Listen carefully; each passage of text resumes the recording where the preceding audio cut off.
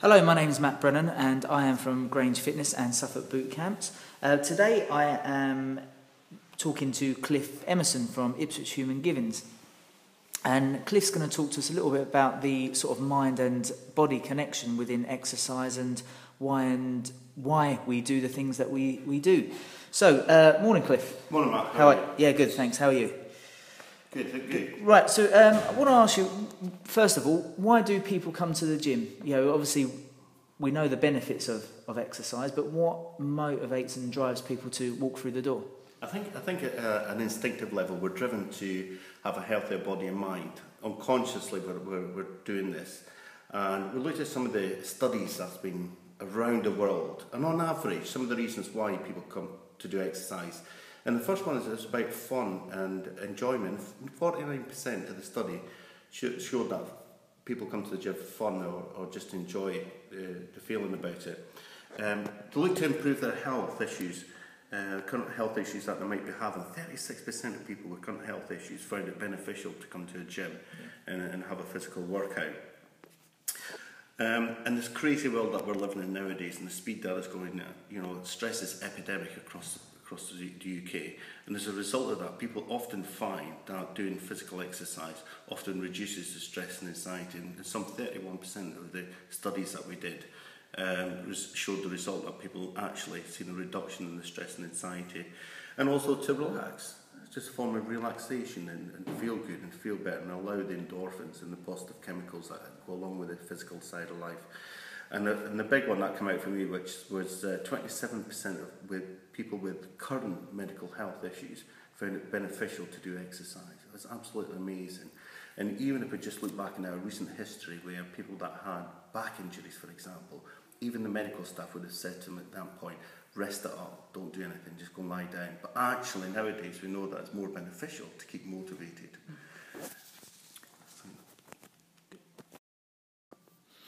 Okay, so how is the mind and body connected? It's absolutely impossible to try and treat the mind and the body. They're connected. And this can quite easily be evidenced by, if you have a look at, some people can actually worry themselves to be sick. They can physically vomit just by worrying in their mind. Equally, if we go down to the pub on a Friday and have a sherry too many, the head goes a bit funny. Yeah. So it's absolutely impossible to try and treat one without the other. So the fundamental question had to be, what's a living thing? What is it that's driving us to want to be as healthy as we can and think as clear as we can?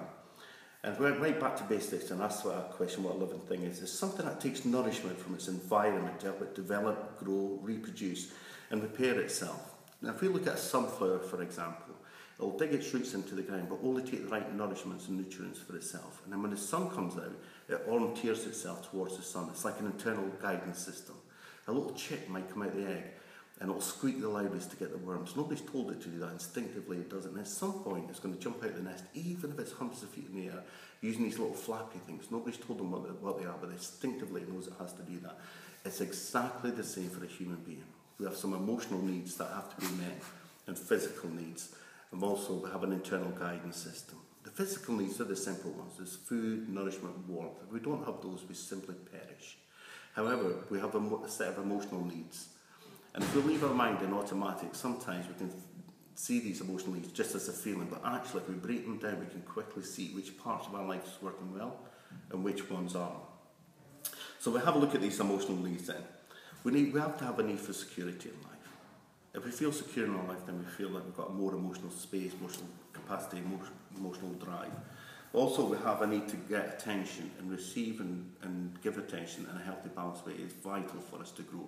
Children, for example, they don't care if it's good attention or not so good attention. They still get attention. And it's about how we can have this attention in a healthy, balanced way. We then have the need for status in life, whether it's status at work or whether it's in relationships or whether it's in the family. And if our status is being challenged, then we start to feel stress and anxiety and life becomes more difficult then. And equally, it's the same as if we need a little bit of privacy sometimes, just to make sense of it, consolidate our thoughts and ideas and make sense of what's going on round about us. We also need to feel part of the wider world. We're pack animals, and hundreds of thousands of years ago when we used to roam the plains of Africa, if we were cast out of the group, the chances are we would have been eaten by a wild animal that night. So we're instinctively driven to be pack animals. But however, Issues such as stress, anxiety, depression, or mood addictions makes us withdraw from society. The brain's tricking us. So it's really important that we're out there in the community to be part of that wider community. And we need to have an intimate relationship with at least one person for love, friendship, and companionship. And if we have that one person, that's all we need in life sometimes, is one significant person to help us to get our needs met. Then we need to have an emotional connection to others. Just one. One person is enough. Just to have that emotional connection, to know that you're being valued for who you are in the world, and it helps you to achieve things. And talking about being achieved, we need to have the sense of achievement and competency. Just coming to the gym every week is an achievement itself. Being really competent at coming to the gym, it's absolutely wonderful for the mind and body. Yeah. And we need to be mentally and physically stretched in a healthy, balanced way. That's what our emotional needs are. Yeah. Now, for your listeners, that was just quickly running over it, but for your listeners, if they logged on to www.hgi.org, they'll see on there that they have an emotional needs order where you can check your emotional needs out. Okay. And alternatively, you could simply come along to one of your train the brain classes and understand what the needs are. But we also discussed that internal guidance system that we have a sat-nav as human beings. We have the ability to have a long-term memory. We can continue to build on stuff as we learn. And we know that going to the gym is good for us. We know that going out for a walk is good for us. And if we have this memory, we continue to build on it, then that's a really healthy thing to do. And we can pick that out when we have challenges in life and look how to do things differently. We have the ability to build rapport. Indeed, when a baby's just been born, even after an hour or two, if you grab the baby and you hold the baby in your hands and have eye contact with it, and simply stick your tongue out a few times, backwards and forwards, the baby will do exactly the same thing back to you. Instinctively, it's got this ability to build rapport. But one of the massive things that we have that's very powerful for us is an imagination. And if we misuse our imagination, that's what we call worrying. And you'll notice if you're using your imagination in a negative way, that it'll have a sense of stress and dread about it. However, if you're using a positive way and you can see yourself in the future and how you're going to feel the benefits of being smarter thinking, clearer thinking, accessing more information, your body feels healthy, you have more energy, then we're more likely for the brain to stretch for that. So would you say actually, I have a lot of clients who make up excuses. Not make up excuses. There's a seed in that case. Yeah. So although they tell me that it's this reason, it's normally not that reason that they don't come. There's something else. Is that where you're coming from with that? It's that conscious unconscious mind. You imagine like I said earlier, the unconscious mind is far bigger and far powerful than the conscious mind. We're just not aware it's happening. It sends up these emotions, these feelings. So sometimes people aren't aware of some of the reasons why they haven't been able to be motivated to go to the gym, why they haven't been, they found lots of reasons why they haven't been able to come along. It might be family reasons or health or work, but instinctively know it's good to come to the gym. Yeah. So it's using your imagination that powerful in that positive way. Okay. So Cliff, tell me, what is it that stops us from coming to the gym or continuing exercising, should I say?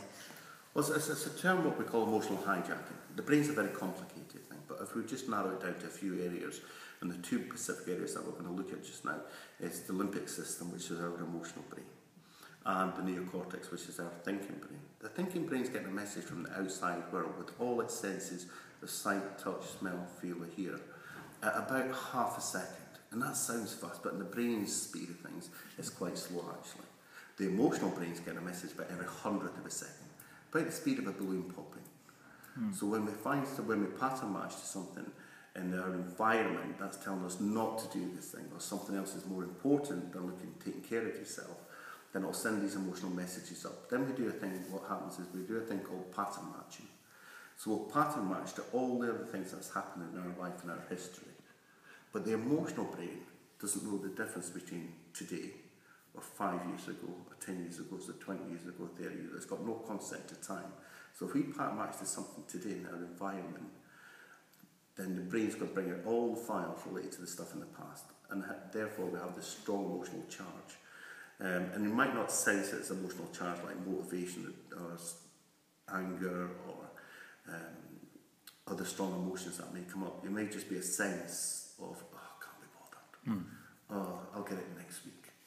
Or I'll be able to catch up later. And all these files start coming up. Meanwhile, a little part of your little voice is going on saying, you know, you really should be at the gym.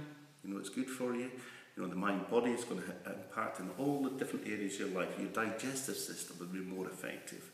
Circulatory system will be more effective. We'll have more energy. Your respiratory system will be great. Be able to breathe better. We'll have more energy doing stuff and be more motivated. And reproduction, which human beings were designed to reproduce. Yep. And therefore, lovemaking becomes even more exciting. So all the vital organs will be more effective. But they're not the files that will come up. The files that will come up will say, oh, I'm too tired. Yeah. I'm too stressed. I've got other things to do. And what we've got to do is learn how to break these trance states. Now, we go in and out of trance states all day long. Whether we're driving, I mean, you're in a trance state just now doing this recording. Whether we're doing the cooking, whether we're making love, whether we're at the gym, we're in and out of trance states all the time. But in the Western world, what we're not very good at is breaking the trance state at will. And this is one of the things we've got to be really skilled at doing, therefore we can get more out of life. So for example, if I was to ask you to bring a positive thing to mind just now, the last time you had a really good achievement and you felt proud of yourself, or you had a celebration, but not to tell me what it is, not to tell me what it is. Just give it one word that would represent that whole time. So for example, Christmas, to me, something really funny happened at Christmas and a really good feeling about being proud about what the situation was. And every time I use that word Christmas, it brings up these positive feelings. That's breaking my trance state. That brings something else to mind. I wonder what your word would be. Oh, let me think about that. Well, if I just said, do I have to tell you the whole story? No, or am I just telling you the word? word? Okay, the key word for me at the moment is Milsom's. Milsom's, Yeah. Milsom's, right. I can see already you've got a smile on your face. Yeah. So your brain's gone off and it's pattern matching to everything related to Milsom's. Yeah. Now imagine if you could do that when every time you said gym or fitness, looking good, being healthier, living longer, being able to play with the children when we're in their later years, shall we say. It's absolutely amazing that we can do this. But equally, just to evidence that this doesn't work, even for your listeners listening today, if I was to say to you, imagine, if you will, not to think about this and try your hardest not to think of an elephant outside on the road. Yeah. You've got to stop thinking about it before you stop thinking about it. And what we're doing all the time is training the brain to focus on what's important in life. And what's important in life is for us to feel better, to think clearer, to be smarter. We're going to have a little chat, if it's okay with you, about the fundamental energy that we need. A third of the energy we need can be quite easily achieved in life by addressing things like diet, sleep, water and exercise. Yeah. Can we talk about those for a little while? Yeah, let's go for it. Water's absolutely vital. It flushes out the toxins in the body, but also it's really good for the muscles and the bones. Hydrates us. It's great for the brain. So therefore, on average, somewhere between 2 or 3 litres a day would be absolutely fantastic for people to drink water. Exercise is vitally important for us. You know, it gives us that endorphins. It gives us a serotonin hit when we do the exercise, a natural high. Indeed, if you look back a few years ago, Frank Bruno, Frank had when he stopped his boxing, he had a bit of a difficult time. He had some mental health issues. And when he started doing his boxing again, when he started doing his exercise, when he felt stretched in the world, then he started to lift out of this difficult place. Indeed, many great artists and celebrities around the world are now coming out and being more open about their mental health issues. But one significant thing about them, even with the mental health people, even with doctors and psychiatrists now, where possible, they will try and get the patients to actively take part in physical activity or some other activity, because it gives us a natural high. But one of the things that we forget to mention is when we leave the gym, we actually do lots and lots of other things that are physical, that can fire off serotonin. Remember, the emotional brain doesn't know the difference. It doesn't know we're not in the gym when we're doing the hoofing, when we're doing the ironing, when we're at work and we've got something physical to do. It doesn't know that we're not having a workout. And if you tell yourself you're having a workout, then we're more likely to have a little serotonin, a natural high. Sleep's very, very important to us, in that if we don't have good quality sleep, then it's more and more difficult throughout the day to achieve what we need to do. Yeah. So one of the exercises that we help people with is fitness is absolutely fantastic. You know, physically we feel tired and we get a good sleep, but mentally the brain might still be working away.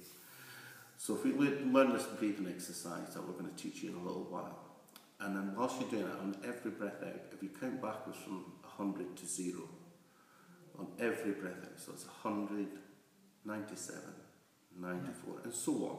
And if you lose the number, don't worry about it. Just go back to 100 again. Yeah. Because we're asking you to do something backwards and concentrate on something, then it gives less space for these intrusive thoughts to come into mind. And what will happen is you'll find off a thing called this parasympathetic system in the body. Yeah. That's our natural relaxation response. And that's a bit that welcomes good quality sleep. Okay. So it's diet, water, exercise, sleep. Diet. Yeah. For all the studies that I've done about food and diet, what's a healthy diet for us? Apart from omega-3, there's a deficiency in fishy oils in the Western world. Omega-3 is not only good for the body, but it's also good for the mind. It's a mood stabiliser. But the best advice that I ever got from across Europe was from your staff, who told me, Cliff, just simply have a rainbow in your food. Yeah. Bring colour into it. And they're absolutely right. You bring colour into different meals, and what you're getting is the right vitamins and minerals. It just makes a lot of sense. So that's the diet, the water, the exercise and sleep. And that'll give us a third of all the energy we need to make better decisions in life. Cliff, that is excellent information. Thank you very much. Obviously, we've had this conversation before, how the mind and body connect. So we've actually come up with, we're putting together a course, aren't we, which starts this Wednesday, which is the 20th of June. It's a 3-week course at Grange Fitness, where you are actually going to spend an hour and a half for the next 3 weeks talking to our clients and anyone from the outside coming in about how to train your brain. Yeah. Can you just briefly tell us a little bit about what else they're going to find out during those? Because obviously what we've gone through today is just 10 minutes of us having a little ramble, but we've got 4.5 hours of content, haven't we, over the next 3 weeks? Yeah, well, first of all, I think the people that come along to the course are going to have the benefits of having your staff there to talk about the physical side of life, which you are the experts at. It's not what I'm an expert at. What we're experts at is looking at the neurobiology, the brain and how the brain works.